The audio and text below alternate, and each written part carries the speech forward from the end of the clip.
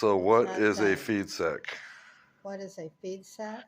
Yes. A feed sack in the 30s and 40s, particularly during the Depression, women, that's how they got a lot of their fabrics. And they would be packed in these beautiful little prints that it might be flour, it might be corn for farmers, you know, and they're really So they're popular. basically like grocery shopping bags. Well, yeah, but they're real big. I mean, they pack the different seeds in it, so they're called feed sack fabrics. And then the women would make aprons in them, and they would make all This is a things. feed sack over here? Yep. You want me to spread that one out? This is feed sack. Oh, this is a feed sack? Yeah, all of these are. Look at all the different prints. So probably the women exchanged them, traded with each other, I'm guessing. And when was feed sack quilting most popular? In the 1930s and 1940s. And I think it finally got into the early 50s, I think, and that they ended. Are there any more feed sacks? I've got a lot of quilts with feed sacks that I'm doing. You want to come in the house and see my great-grandmother's feed sack? This is my great-grandmother's quilt. She made it in 1940, and it has her name on it someplace. On the bottom, I'm not sure on the back. Olivine Bredeman. And also, so these are all feed sack quilts, fabrics, and I guess, I don't know if the green one probably had some solid colors. This is a couple of pillows with the feed sack fabrics. The feed sack fabric? Fabrics, yes. And they are very old, made in the 30s or 40s. Oh, so this was a feed sack at one time? Well, just the fabric, and then they cut them into patterns. Oh. See. So you're basically like recycling. Yes, recycling for sure. We're recycling the feed sacks. I'm trying to think. And they would make clothing. Do you want to blankets. see another one upstairs? I can take you Upstairs? Yeah.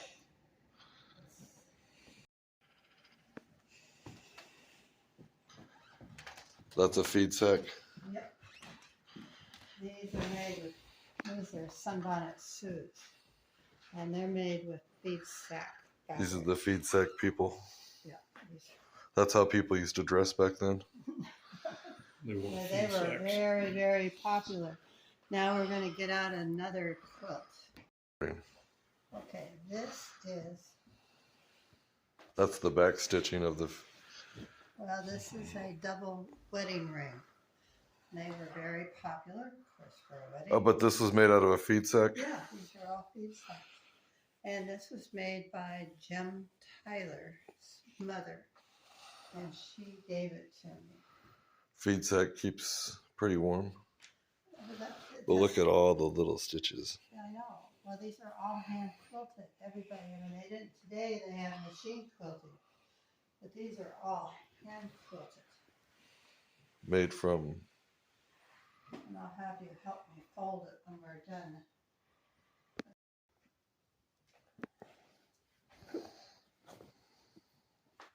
Oh, this is made by my great-grandmother, too. Oh, no, it's not. This is a very old. I think we're getting mixed up here. That's not feed sack? No. Oh. Let me pause it then. Great-grandmother's quilt. So these are all quilts?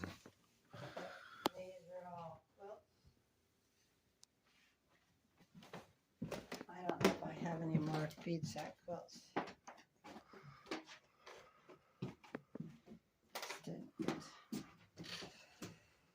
But where did you get the fabric for this one? This is very old. See, some of these are when they're this old. This is a crazy quilt. Why is it crazy? They just put different fabrics. It's just together. all random fabric? Yeah. I'm trying to think. My great grandma. I think it's not quilted, it's tied. Kids today probably would think that ancient aliens put that together because Crazy quilts were really popular. everything is just pieced together. Now, how old is this? This one is probably from, you can look at the fabrics, and if they're silk and stuff like this, then Silk they're from probably, China? no, they were using silk and neckties and things. Oh, so this is like old neckties probably, so. And this is older too. And you can tell by the fabrics. Those fabrics are made in the late, in the 1880s. Okay, this is one my grandmother made. She made, this is a log cabin quilt. And the fabrics didn't stay together very good, and it's tied. So it's not a regular quilted quilt. This one never got, I used to buy quilts that I would finish someday. Come over here, I'll show you one that's made in the 1870s. Oh, that's so And this is one of the. this is not a feed sack quilt. It's not a feed Before sack. they started having them. It's a flower pot quilt. That's really pretty, but it's all hand quilted. And I bought this. You bought that? Yeah. Not your grandma's? Part of the show. Do you want to see some more? My antique ones downstairs. Okay, we'll go see your antique quilts downstairs. Okay. This one was made with men's ties, probably. Men's ties? Bow ties. And it's called English quilting. And you take a little diamond piece of cardboard, actually a postcard, and then you sew around it and lash them together. And I forget the name of the block. It's baby blocks or something like that. And then this one's taking pictures of the quilts. I don't know what he's going to do with it. Okay. This is also made from ties, and it's probably dated late 1800s. And the fabrics are all silk men's ties, and with the border is about like what I'm making, with that scalloped border. And then this one is made from is an Amish quilt. Which one? This one here. And the Amish do not use printed fabrics. They use solid, dark fabrics. The Amish like dark fabrics? They have to have. They're not supposed to have anything flowery because they're not supposed to show their faces and just think about God. They said sometimes in the old days the churches would only let you have tulips. These are wool. This is wool. And so in the winter they use wool. It's a thin wool. And the summer they use dark colors. And so this is about I can't tell for sure. And here's an 1893 crazy quilt. That's where they use scraps? Yep, they just tie them. Now this wouldn't be Amish because they're printed. And this is an old quilt, probably late 1800s. And this one has silk fabrics. The silk, when they were in the 1800s, they would spray the silk with a certain fabric to give it more stability. And then it didn't last long. So silk quilts aren't really popular.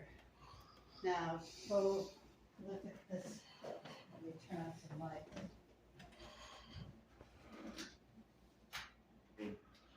This is a crazy quilt, and it is dated, it was made in 1884.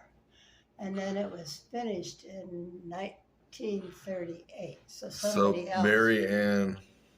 So Mary Ann Bolin, B-O-L-I-N. Are you related to Mary Ann Bolin? Nope. It's No, I mean they not live in you, but I'm saying Ohio. like the people in the. Yeah, they lived in Ohio. And this one, on this, they enjoyed, you could see all the different stitches they had. They try to use different stitches. And then this is embroidered on, has Charles's name in. This is embroidered on. They put little special things, like there's a first aid or something, had something to do with a war or something like that. This is painted on. And they put all these little, this is ribbons. There's another Bolin. I can't see what it says, James Bolin or something. And this one, I was at an antique show and they had this folded in pieces, not pieces, but they had it folded. They were using it as a table scarf. And I looked at it and I knew what it was and how old it was just by barely seeing a little bit. And I said, I think, how much are you selling this table? This quilt you have there? Oh, we're using it for our display and we have other things on top of it. I said, well, I'd like to buy it. Oh, I'm sorry, it's not for sale. So I walked away and I came back about 5 minutes later. I says, look, I have to have it because when you get an old quilt, you gotta save it. And so I have to have it. Now, how much are you gonna, I'll pay whatever you like. And he said, Stitching well, is finally, interesting. he said, $50. Well, I've seen something similar like this on Antiques Roadshow for $10,000 or $20,000. Well, then that's a good investment. Yes, it was a very good investment, and I just love it. Well, thank you for showing us your quilt collection. Thank you very much. Enjoyed doing it.